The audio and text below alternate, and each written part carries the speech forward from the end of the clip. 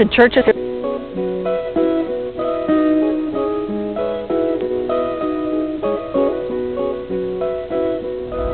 Do the successes of the 1960s civil rights movement mean it's over? Does affirmative action mean that groups like the NAACP are unnecessary? And are black leaders out of touch with the African American community? For a provocative kitchen table conversation, we brought together three people: Joe Hicks with Community Advocate, libertarian historian Tom Phillips, and commentator Jasmyne Cannick. The kitchen table is made possible by Ralph Tornberg. Is America in a post-civil rights era, or is it not? Tom, what do you think? Well, I definitely subscribe to the theory that we are in a post-civil rights era. The NAACP, unfortunately, is mired in what I call somewhat of a utopian atavism. They're going on utopian notions that existed and were prevalent and very popular, in fact, at a certain time in American history.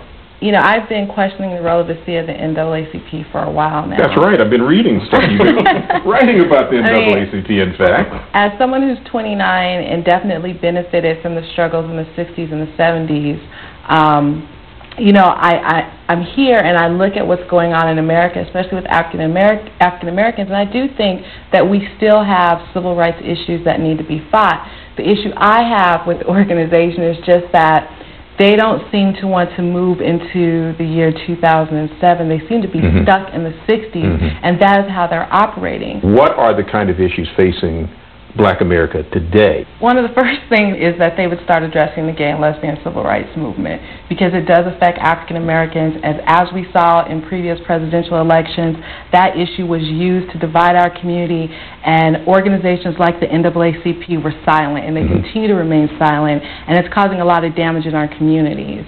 And it's on those sort of issues that they typically tend to be silent that I would push them to be more vocal on, and not just sort of those issues that we always think about, sort of like police brutality and education, but there are others, cultural and social issues like rap music, you know, and what that is doing to our children and in terms of our self-image as women. I mean, I think that's a very significant issue that would connect with a lot of different generations in the African American community that they, again, have slept on and haven't said anything about. What would you think an NAACP could or should be addressing if it is to maintain some vitality? Okay, well, I'll answer that question by answering the first as well. The issues certainly are there. There are still issues in society. NAACP is running off of the theory that the same issues that existed in 1960 still exist in the year 2007, and that's not necessarily the case. So to organizations such as that, who have put their lives into achieving an idea, put their lives into achieving a particular form of civil rights, to admit that either the struggle has been successful, and therefore there's very little, and so you have to change the nature of the struggle, or to admit even that some of the things you've achieved have failed, and in fact produce the opposite of what you wanted. That's a very difficult thing when you put your life into achieving it. And so unfortunately they've reshaped what they consider free civil rights. It has now become a theory of distributive justice. They want to create certain ends. They want to create results and not necessarily opportunities. Is part of the problem, though, Jasmyne, that we still call it the civil rights movement? Maybe it really is more of a self-analyzation of what are the issues internal to the Black community and what organizational form should it take to address it. We need to be talking to each other right now. It's not so much what the man is doing to us, even though that hasn't ended quite yet either. But we have more internal issues. We have more issues with our kids knowing, you know, who's on the top 5 in American Idol, but couldn't tell you what 2 times 2 is. You know, those are issues that we have. We have these issues where, you know, we've gone from saying, hey, brother and sister, to saying, hey, N-word and B-word, and accept it as a gesture, a token of, you know, welcoming. I mean, we've changed our language. We don't relate to each other. Half of us are scared of each other, because I know there are some black young men that walk down the street that I'm scared of. And it's like we spend all this time focusing on having these grand conventions and conferences where the who's who get together and sit around and don't really talk about the issues, and then all go back to their various states while the same the same problems that are going on in the black communities are still going on. They don't address those issues. That's why I talk about the relevancy, because when I leave from here today and I go back home, I'm driving by homeless African Americans. I'm driving by young women who are on the street corners selling their bodies because they have no other option. Those are the issues that we need to be focused on. We need to be trying to build our community up and our people up. I do agree. There certainly is a reason, or there is a need to have an organization or even a group of people who can address and positively address the issues in the black community in America. So it's not that I'm against an organization in and of itself. What I'm against is the balkanization. What I'm against is politicizing issues that are societal, that are cultural, because the problems that affect the black community are problems that affect America. The black people are not unique in America.